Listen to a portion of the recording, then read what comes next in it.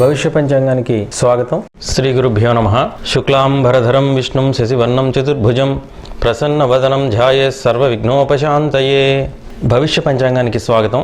భవిష్య పంచాంగానికి సంబంధించి వాస్తు విషయాలని చర్చించడం కోసం మీ ముందుకు రావడం జరిగింది.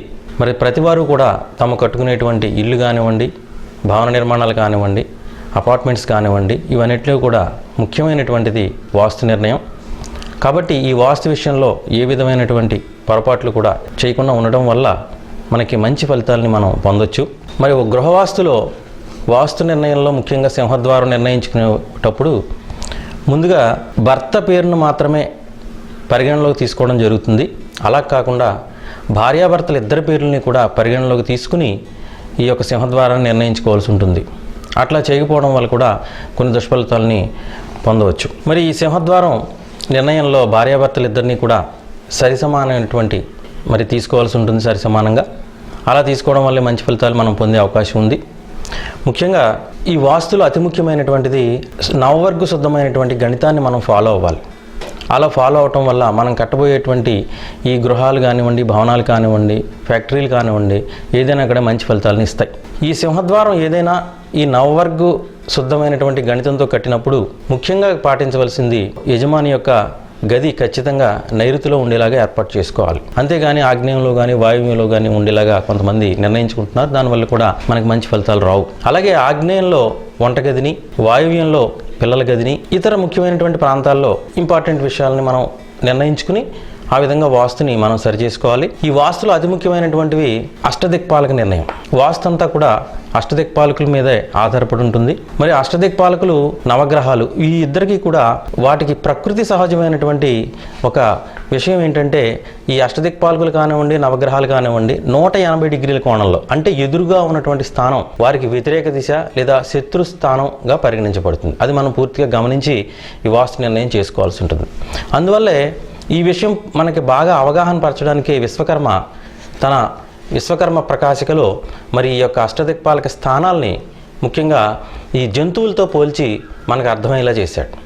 ముఖ్యంగా ఈ అష్టదిక్పాలకులు తూర్పులో ఇంద్రుడు, ఆగ్నేయంలో అగ్ని, దక్షిణంలో యముడు, నైరుతిలో నిరుతి అనేటువంటి రాక్షసుడు, అలాగే పడమరలో వరుణుడు, వాయువ్యంలో వాయువు, ఉత్తరంలో కుబేరుడు, ఈశాన్యంలో ఈశానుడు అనేటువంటి 8 మంది మనకు ఆధారభూతులే ఉంటారు. వీరికి విశ్వకర్మ తూర్పులో గరుత్మంతుడితోనూ, పడమరలో పాముతోటి, మరి వీరిద్దరికీ కూడా మీకు తెలుసు ఇద్దరికి వైరం పూర్తిగా.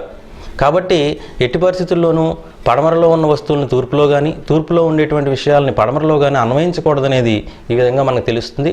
అలాగే మనకి ఉత్తరంలో ఏనుగుని, దక్షిణంలో సింహాన్ని పెట్టి మనకి అన్వయించి చెప్పడం జరిగింది. అలాగే ఆగ్నేయంలో పిల్లిని, వాయువ్యంలో ఎలుకని, అలాగే నైరుతిలో కుక్కని, ఈశాన్యంలో పందిని మనకి జంతువులతో పోల్చడం ద్వారా ఈ యొక్క గ్రహస్థానాలని లేదంటే ఈ యొక్క దిక్పాలక స్థానాలని మనకి అవగాహన పరచడం కోసం ఆ విధంగా తెలియజేయడం జరిగింది. ఈ యొక్క నవవర్గ గణితంలో అతి ముఖ్యమైనటువంటి విషయాలు 9 రకాల అంశాలు ఉంటాయి. అందులో మొదటిది ధనమని, రుణమని, తిథి, వారము, నక్షత్రము, ఆయము, అంశ, దిక్పతి, ఆయుర్దాయం అనేటువంటి 9 అంశాలు మనకి గణిత క్రమానుసారం వస్తాయి. మరి గణిత క్రమం అంతా పూర్తిగా మీకు తెలుసుకోవడం కోసం మా యొక్క భవిష్య పంచాంగాన్ని పరిశీలించినట్టయితే ఆ గణిత క్రమం అంతా కూడా మీకు అందులో అవగాహన పరచడం జరిగింది.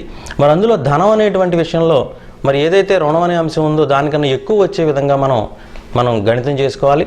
అలాగే రుణం అనేటువంటి రెండో దాంట్లో ధనానికన్నా కూడా తక్కువ ఉండేలాగా చేసుకోవాలి. అలాగే మనకి ఉన్న తిథి అనే అంశంలో మొత్తం తిథులు మనకి 30 తిథులు ఉంటాయి. 15 తిథులు కాదు, గణితంలో 30 తిథులు ఉంటాయి. ఎప్పుడు కూడా పంచాంగ గణితంలో కానీ వాస్తు గణితంలో కానీ తిథులు 30గా పరిగణించబడుతుంది ఒక నెలలో. ఆ తిథుల్లో మనకి 1, 4, 9 అలాగే 19, 24, 29, 30 తిథులు మినహాయించి మిగిలిన తిథుల్ని గణితంలో తీసుకోవడం జరుగుతుంది. అలాగే మొత్తం వారాలు 7 ఉంటాయి. ఈ 7లో మనకు ఆదివారం, శనివారం, మంగళవారం మినహాయించి మిగిలిన వారాలు గణితంలో వచ్చేటట్టయితే మంచి శుభఫలితాలను పొందవచ్చు. అలాగే నక్షత్రాలు 27 నక్షత్రాలు కూడా గణితంలో మనకు వచ్చినటువంటి నక్షత్రం మరి మనకి యజమానికి, భార్యాభర్తలు ఇరువురికి కూడా తారాబలం సమానంగా ఉండేలాగా, మంచి తారాబలం ఉండేలాగా, వారికి క్షేమతార కానీ, మిత్రతార కానీ, పరమిత్రతార కానీ ఉండేలాగా, సాధనతారగా ఉండేలాగా చూసుకోవాలన్న అవసరం ఎక్కువగా ఉంది. అలాగే ఆయం విషయం వచ్చినట్టయితే మరి ఇందులో మనకు ఉన్నటువంటిది మొత్తం 8 ఆయాలు ఉన్నప్పటికీ కూడా అందులో మనకి 1, 3, 5, 7 ఆయాలు మాత్రమే వచ్చేటట్టుగా చూసుకోవాలి.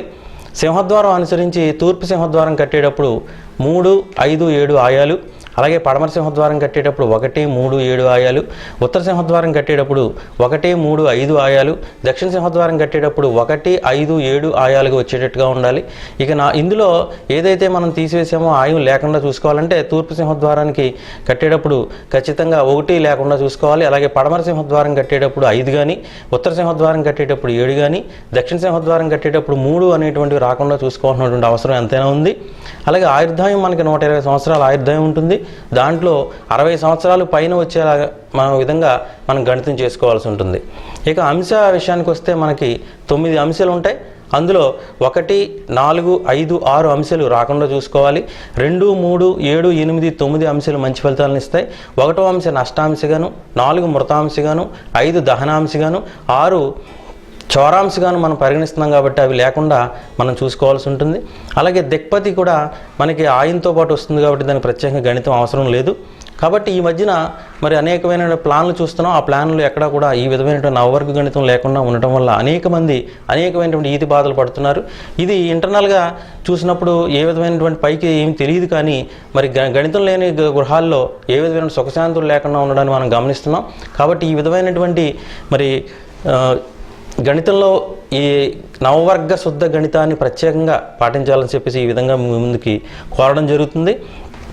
ఇకపోతే ఇంకొక ముఖ్యమైన విషయం ఏంటంటే శంకుస్థాపన. గృహవాస్తులో ముఖ్యమైనటువంటి విషయం శంకుస్థాపన.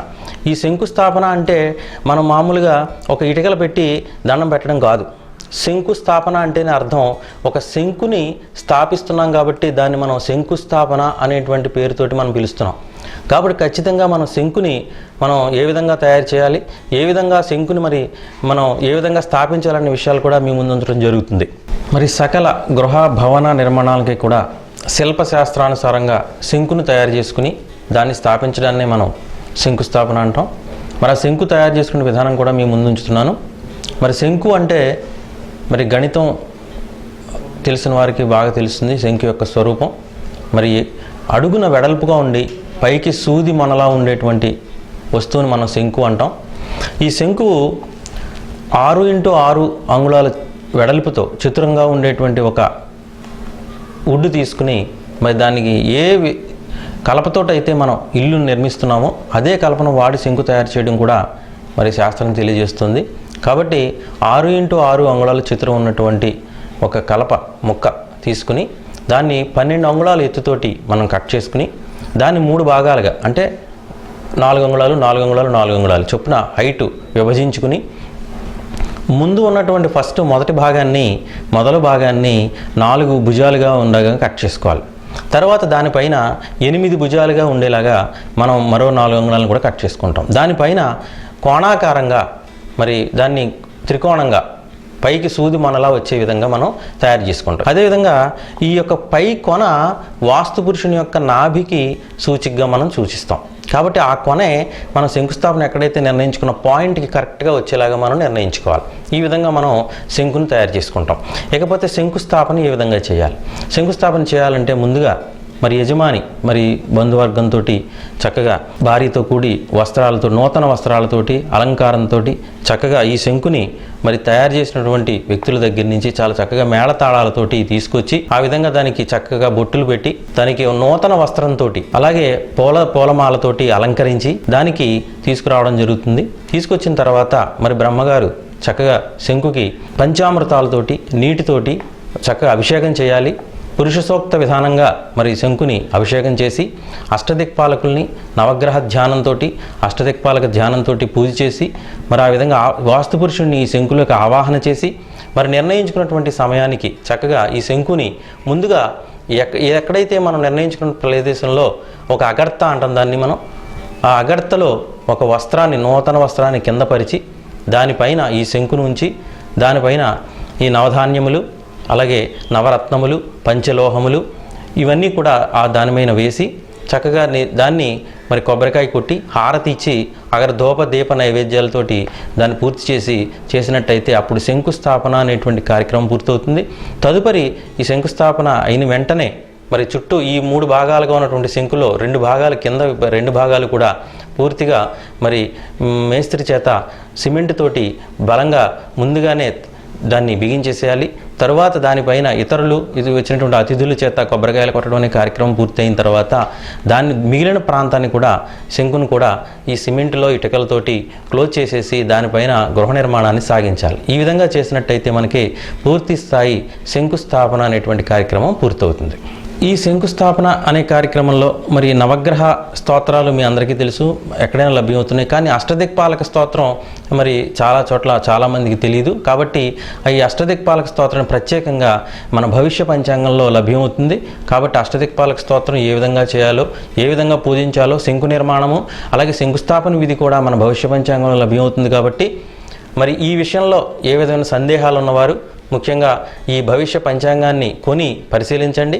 అలాగే మిగిలిన ఇంకా ఇతర విషయాలకి కూడా మన భవిష్య పంచాంగం ఛానల్కి సబ్స్క్రైబ్ అయినట్టయితే మీకు మంచి చక్కటి మంచి విషయాలన్నీ కూడా మీ ముందుకు వస్తాయని చెప్పేసి మీకు తెలియజేస్తుంది.